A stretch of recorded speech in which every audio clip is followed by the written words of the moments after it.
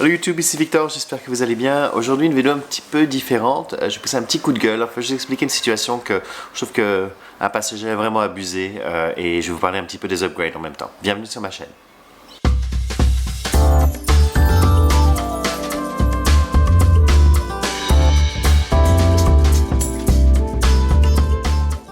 Alors, je ne sais pas si vous avez regardé l'actualité des passagers, mais la semaine passée, il y a un gentil passager qui voyageait sur une compagnie américaine qui était éligible pour un upgrade et qui a demandé à voyager en classe affaires ou en business ou en first, je ne sais plus comment il l'appelle.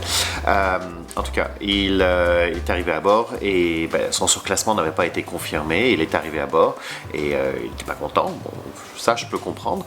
Mais il a décidé, pour montrer qu'il n'était pas content, de prendre 3 sièges de la classe économie et de refuser de bouger et de bloquer les passagers pour qui ces sièges étaient attribués. Donc il n'a pas voulu prendre son siège qui était ailleurs, il a dit je prends un banc de 3 et c'est pour moi, et ceux qui étaient censés être assis, ils se débrouillent. C'est un petit peu comme un enfant qui n'est pas content et qui dit moi je vais faire pipi par terre. Je trouve ça vraiment enfantin.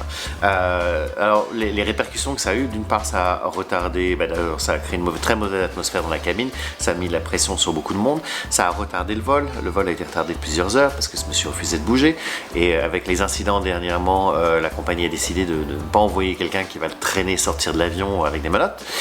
L'équipage n'avait plus assez d'heures pour pouvoir voler, ce qui fait que l'avion qui partait de la côte est, qui s'en allait vers l'Asie, a dû s'arrêter à San Francisco, et un nouvel équipage a dû prendre l'avion. Ça fait que ça a créé un autre retard, parce que lorsqu'un autre équipage arrive, on doit faire tous les contrôles de sécurité, le pilote doit tout contrôler, doit faire un tour de l'avion, etc. Donc on perd encore du temps, on a brûlé du carburant aussi pour rien, on a coûté de l'argent à la compagnie pour atterrir, puisque dès qu'on atterrit quelque part, on doit payer des frais, le frais de stationnement, vous payez pour votre char, on doit payer aussi des frais pour stationner un avion, ça avait un retard sur tous les passagers qui étaient à bord, mais aussi sur les passagers qui devaient prendre l'avion lorsqu'il arrivait à destination pour repartir ailleurs.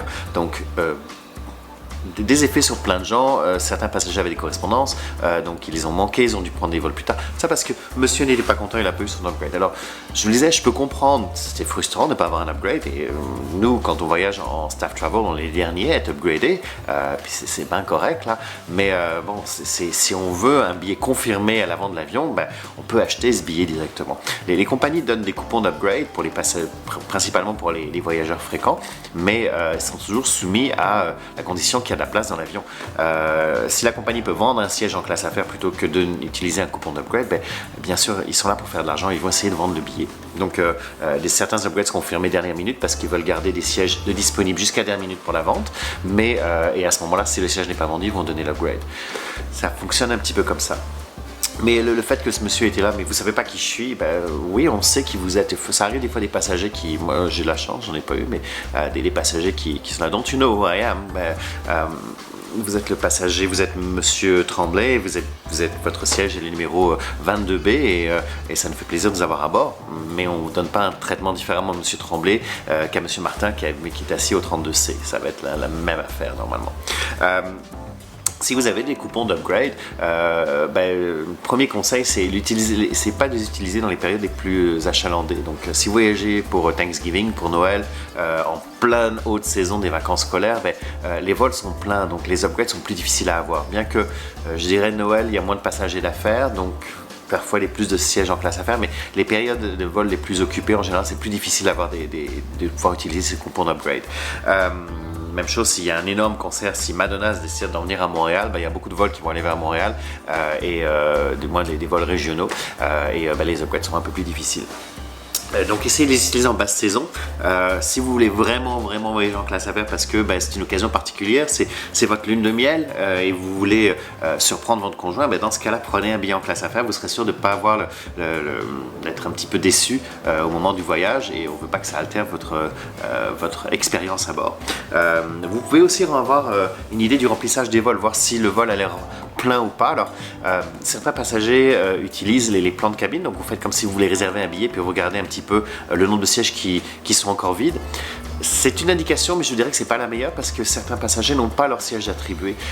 Si par exemple vous voyagez avec Air Canada, mais votre billet a été booké par United, dans certains cas, United ne peut pas accéder au plan de cabine, ne peut pas bloquer votre siège et votre siège vous sera attribué comme moment d'enregistrement.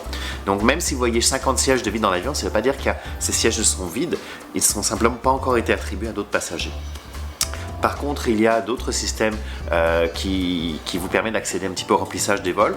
Parfois, il faut payer. Il faut avoir un petit peu de connaissances sur comment on lit un petit peu les classes tarifaires et comment ça fonctionne. Il y a un site qui est très bien, qui s'appelle Expert Flyer. Je vais mettre le lien dans la barre d'infos. Ça vous donne les remplissages par classe de service. Donc, si vous savez décoder ça, en fait, c'est exactement l'information que les agents de voyage vont avoir. Si vous jouez un petit peu avec ça, une chose à savoir, c'est que les compagnies ne vous diront jamais combien de sièges est exactement disponible. Donc souvent en classe économie, si vous voyez 7, c'est 7 ou plus, donc ça peut être 70, ça peut être pas 700, mais ça peut être 170, mais le maximum qui vont apparaître souvent c'est 7 ou 9, et en classe affaires, bien souvent ils vont mettre 4. Alors ça peut être 4, 5, 6, 7, 8, ça peut être plus, mais en général, dès que c'est 3, 2 et 1, là ça sera indiqué. Donc vous savez qu'il y a au moins 4 sièges ou au moins 7 ou 9 sièges.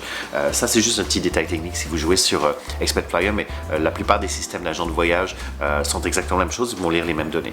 Donc ça vous donne une idée s'il y a la place en classe affaires. C'est ce qui est vendable, donc évidemment c'est ce qu'on a réellement disponible.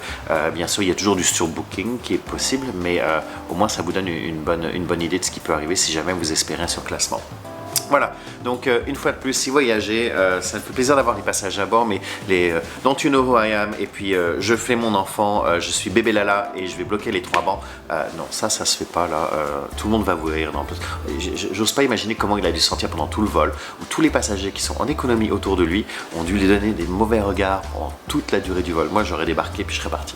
En tout cas, merci de m'avoir regardé, d'avoir écouté mon coup de gueule aujourd'hui. J'avais besoin de sortir ça parce que ça m'énervait. J'espère que vous allez passer une belle journée, et puis vous voyez, j'ai des chariots chez moi aussi, je suis un petit peu airline freak. On se revoit la semaine prochaine, je pars en vacances bientôt, ce qui fait que vous allez pouvoir me suivre en Europe cette fois-ci. À bientôt, bye!